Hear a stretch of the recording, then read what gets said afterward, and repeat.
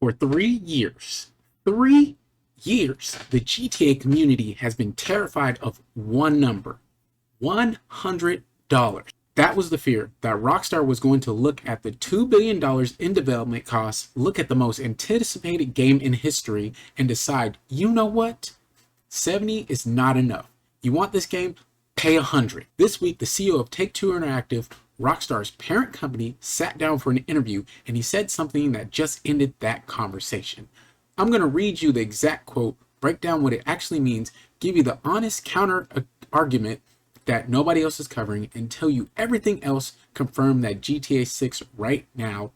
Let's get into it. So here's what happened. Take-Two CEO Strauss Zelnick sat down with Christopher Dring on the Game Business Show, an industry podcast. The topic was in-game advertising, not GTA 6, specifically, not pricing, advertising. And while explaining Take-Two's position on whether premium games should have ads, he said this: for free-to-play titles, yes. For titles for which you've paid 70 or 80 bucks, no. And then, same interview, same conversation, he said, very difficult for me to believe that we would want to have interstitial advertising in a game that someone paid 70 or 80 bucks for. That would seem unfair.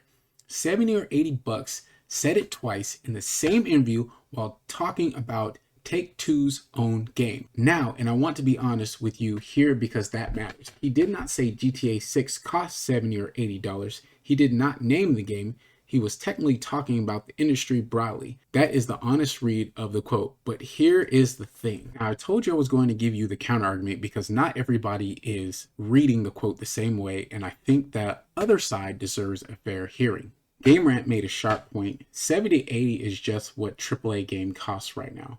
Mario Kart World, $80. Ghost of Yotei, $70. Resident Evil Requiem, $70. What a CEO says, 70 or 80 in a conversation about the industry, he might be just describing the industry, not this specific game. Game Rant also pointed out that Zelnick's primary job is to make Take-Two money, confirming GTA 6 price in a casual industry podcast with no pre-orders open and no marketing push makes no strategic sense. A CEO doesn't give away that kind of leverage for free. That is a fair argument. I cannot dismiss it. Here's where I land. Both readings are valid, but when you are a CEO and you say $70 or $80 twice in one interview while discussing whether your own company games should have ads and your company's biggest game is coming out in 8 months, you are not being careless with those words. You know exactly what you are saying, and you are saying it on purpose. My read, $70 to $80 is the confirmed range. Official pricing announcement comes when pre-orders open, which analysts expect in May alongside the earnings call. Now, here is the part of this story that I think is actually more important than the price, and nobody is leading with it. GTA 6 will have no interstitial advertising, no ad breaks, no commercials playing during your game. This needs context because the industry has been moving in a very specific direction. There has been an active industrial debate about whether premium console and PC games you already paid $60, $70, $80 for should also show you advertisements during gameplay. The argument from publishers is that development costs have exploded and ads could offset those costs without raising the retail price further. Zelnick drew a line, quote, "It's very difficult for me to believe would want to have interstitial advertising in a game that someone paid 70 or 80 bucks for.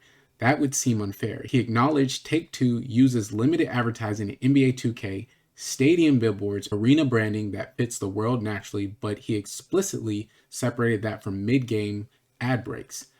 I want you to think about what he is comparing GTA 6 to here. NBA 2K, a game notorious in the gaming community for aggressive monetization, loading screen ads, and pay-to-win mechanics, is his example of acceptable advertising, and he is saying GTA 6 is not that.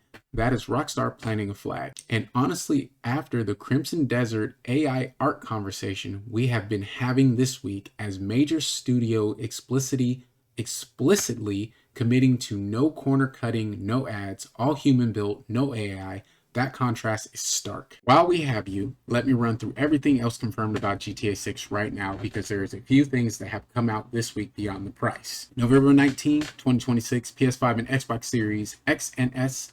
That date has been reaffirmed multiple times, including Zelnick directly on the February earnings call. No PC at launch. Based on Rockstar's history, GTA 5 launched on PC 18 months roughly after console. Red Dead Redemption 2 followed a similar timeline. The GTA 6 PC version is expected sometime in late 2027 or early 2028. No generative AI used in development. Zelnick confirmed in February 2026 that every building, street, and neighborhood was built by hand. His exact words, "These tools may help you create assets, but that won't help you create hits." Characters switching between Jason and Lucia confirmed. The mechanic returns from GTA 5, which expanded narrative integration between the two leads. Dynamic NPC behavior, hundreds of unique characters on Vice City beaches applying sunscreen, recording videos on their phones, interacting organically. Crowd density reported to be well beyond anything in GTA 5. Social media integration. A TikTok and Instagram Reel style in-game interface appears in trailers showing events happening in real time across Leonida. The last point, the in-game social media feed is something I want to do a full breakdown on because I think it is one of the most interesting mechanics in the game and almost nobody has analyzed what it actually means for gameplay. That video is coming when I can get around to it.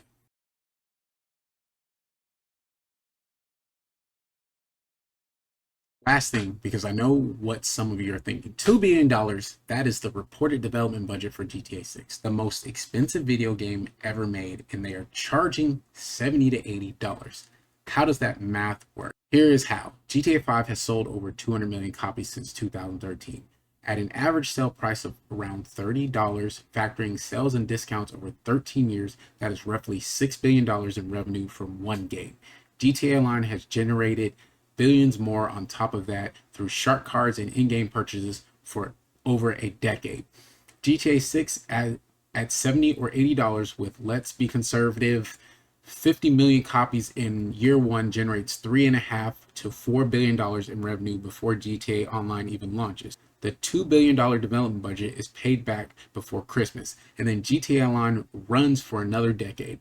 Rockstar does not need to charge $100. They never needed to. The model works at 70. The fear was always just fear. The $100 nightmare is over. Now we just need the game. $70 to $80, no ads, no AI, every building built by hand. November 19th, PS5 and Xbox first. The GTA 6 marketing campaign is expected to start in May, which means trailer 3 is coming soon. So subscribe, because when the trailer lands, I will have the reaction and the breakdown up as soon as I can.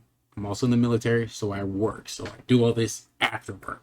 And drop your price prediction in the comments. Is it 70 or is it 80? Or do you think all this is a load of crap and it's going to be $100? Y'all let me know. This is Killer Cam, and I'm out.